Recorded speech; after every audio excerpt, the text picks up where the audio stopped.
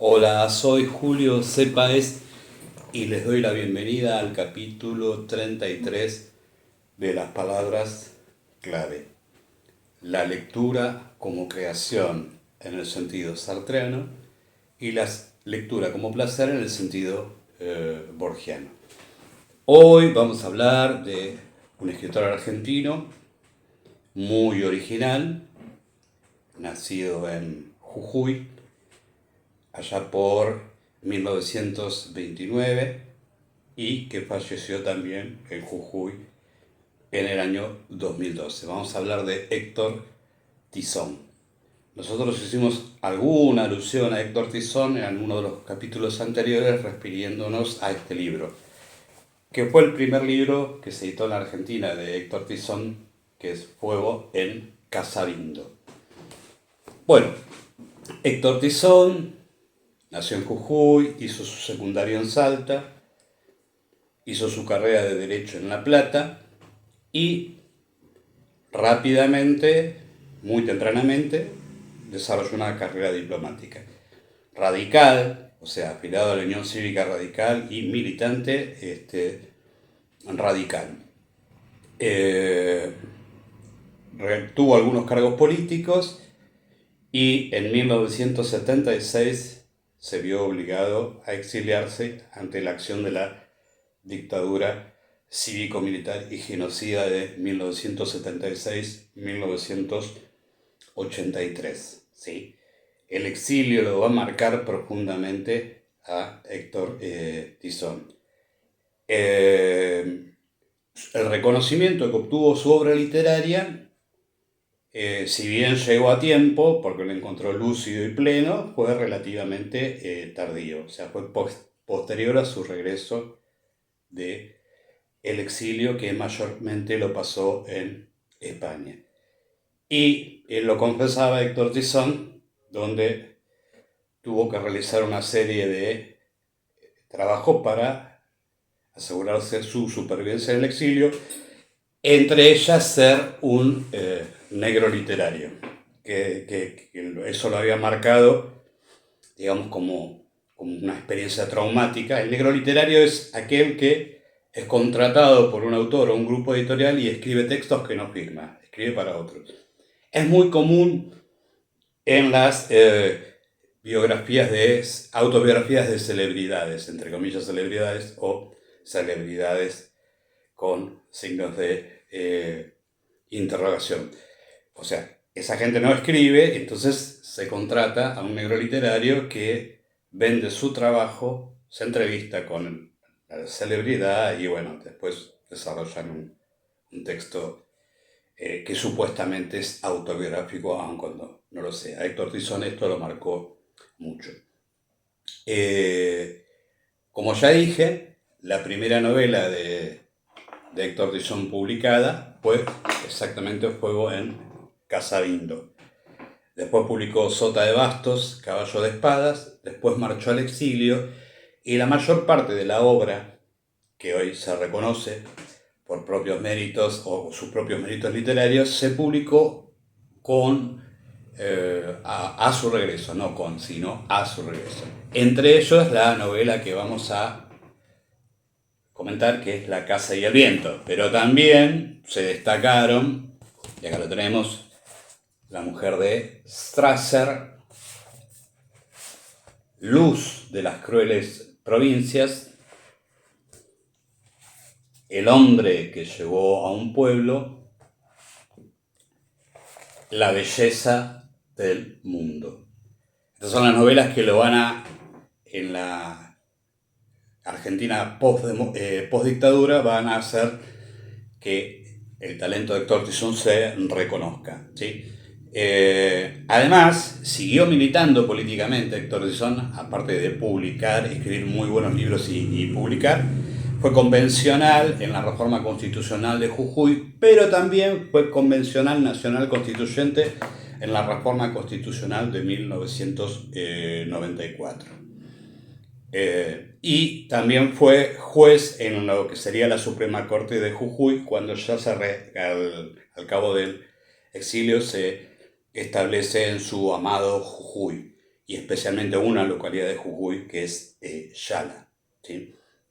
O sea, y a pesar del porteñocentrismo que hay en el ambiente literario argentino, Héctor Tizón es reconocido, ganó el premio Conex de Brillante, ganó el premio La Faja de Honor de la Sociedad Argentina de Escritores, obtuvo esa orden que da la República Francesa, la Legión de Honor, o sea, tuvo un reconocimiento y fue traducido a muchas, pero muchas lenguas. Una me acordaba porque uno habla de italiano, francés, inglés. En una de esas biografías que leí por ahí, que yo lo desconozco, dice, fue traducido al serbo-croata. No sé, yo la verdad no sé si el idioma hablado por los serbios es el mismo idioma que hablan los croatas, pero eso decía, sí, y no profundicé mucho más. Eso forma parte de mi vasto campo de ignorancia.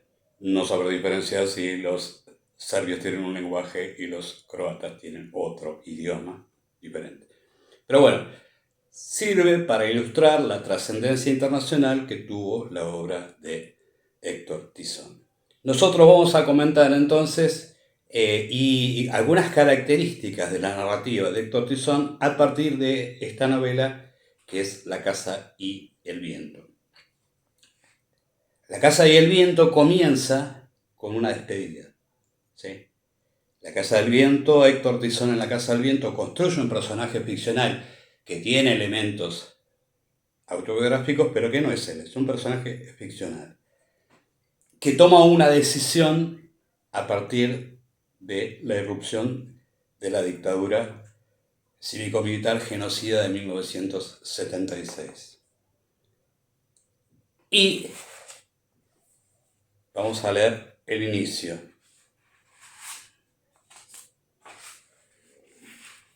El narrador, que es un narrador en primera persona, nos dice lo siguiente, no viene en la primera página, la primera oración. Desde que me negué a dormir entre violentos y asesinos, los años pasan.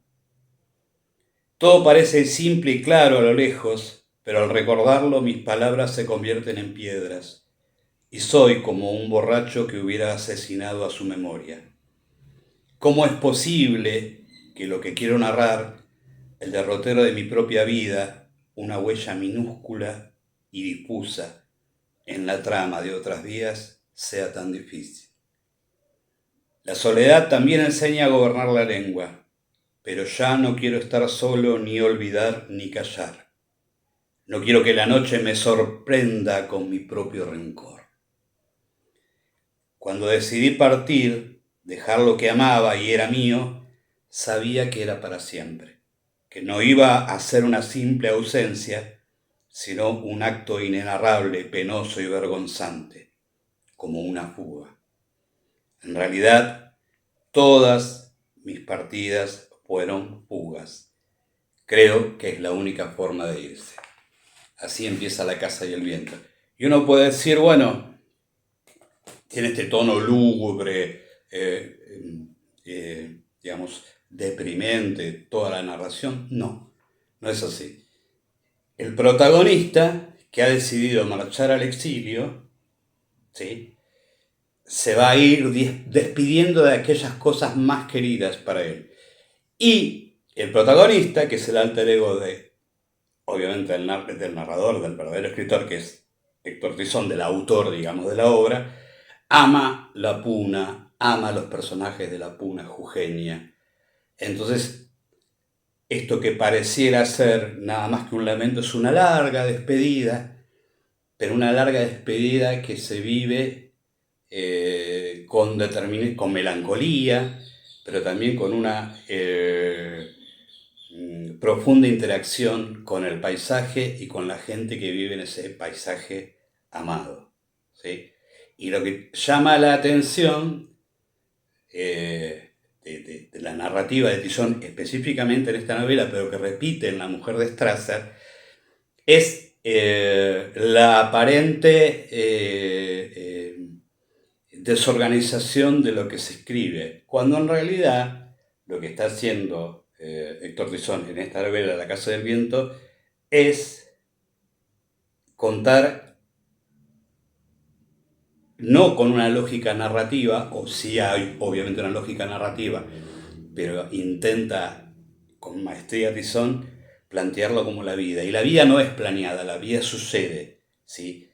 Y lo que vemos en La Casa y el Viento es esa larga despedida y lo que sucede a ese protagonista que por un lado ve la necesidad de irse para no dormir con asesinos, ¿sí? Pero al mismo tiempo retarda esa partida, ese cruzar la frontera, ese irse de ese país que se ha convertido en un lugar aciago y doloroso, a partir, digamos, esa partida lo demora y se va como intentando acumular todo lo que él ama del paisaje y de las personas que viven en ese paisaje, que es la puna, específicamente la puna jujeña, el límite ahí, digamos, entre Salta, Jujuy y después Bolivia. O sea, es impresionante eso, el conocimiento profundo que tiene Héctor Tizón y que lo pone en esta ficción. Es ficcional el texto, ¿sí?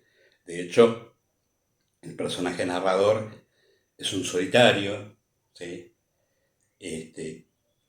Y bueno, Héctor Tizón tenía una familia constituida, cuando marcha al exilio marcha con su esposa y con sus hijos, ¿sí? Y la idea de las vivencias del personaje ficcional que aparentan no tener una lógica, tienen una lógica, es la lógica de la despedida, del ir a acumular en la memoria la experiencia de ese lugar amado antes de partir. En ese sentido, no quiero contar más porque en general nosotros no, en general tratamos de no expoliar los argumentos de las obras, ¿sí? Y más allá, y hay un trabajo también de la prosa, un trabajo muy cuidado de la prosa de Héctor Tizón, que trabaja más que con descripciones, ¿sí? Con alusiones, alude a, da por sobreentendido, o sea, y el sentido general se comprende. No hay descripciones minuciosas, sino hay descripciones certeras y precisas de lo que Tizón nos quiere contar. Y lentamente nos va envolviendo el clima, el lugar, el paisaje, los amaneceres, los atardeceres, la fauna de ese lugar, la idea del desierto es, digamos, casi una experiencia sensorial más que una experiencia literaria, pero esto se debe a la maestría de Héctor Tizón. Bueno, no quiero contar más de La Casa y el Viento, es un libro relativamente breve, ahora vamos a ver qué cantidad de páginas tiene. Tiene unas 170 páginas aproximadamente. La obra de Tizón está editada, es fácilmente conseguible. Yo recomiendo para iniciarse en la lectura de Héctor Tizón dos de sus novelas. Esta que es La Casa y el Viento y esta que es La Mujer de Strasser, donde ahí sí hay un elemento más autobiográfico, porque de hecho Héctor Tizón memora algunos episodios de su infancia y trae una novedad que no lo tengo acá el libro, que creo que es el Memorial de la Puna, que es muy interesante, como son fragmentos que él dejó y que su viuda recopiló después de que Héctor Tizón hubiera fallecido, y donde nos cuenta que el mariscal Tito, Josip Broz Tito, que después, al cabo de la Segunda Guerra Mundial, estableció un régimen comunista en lo que entonces era Yugoslavia, estuvo trabajando como constructor de puentes y dinamitero para darle espacio a las vías ferroviarias del puente en Jujuy. Y aparece ahí, o sea, Josip Broz Tito aparece como un personaje secundario en La Mujer de Strasser. Así que estos dos libros Yo los recomiendo para meterse en la narrativa de Héctor Tizón, en una prosa que es originalísima, que no se parece a ninguna otra prosa de ningún escritor argentino del siglo XX, y más allá de la prosa, el lugar que él nos cuenta siempre vuelve a ser el mismo, o sea, el lugar que él amaba, que era la Puna, ¿sí? El paisaje, los soles, el desierto, los personajes que vivían ahí en la Puna. Así que la lectura como placer encuentra una encarnación exacta en la novela de Héctor Tizón, La casa y el viento. Así que buena lectura, buena suerte y hasta la próxima.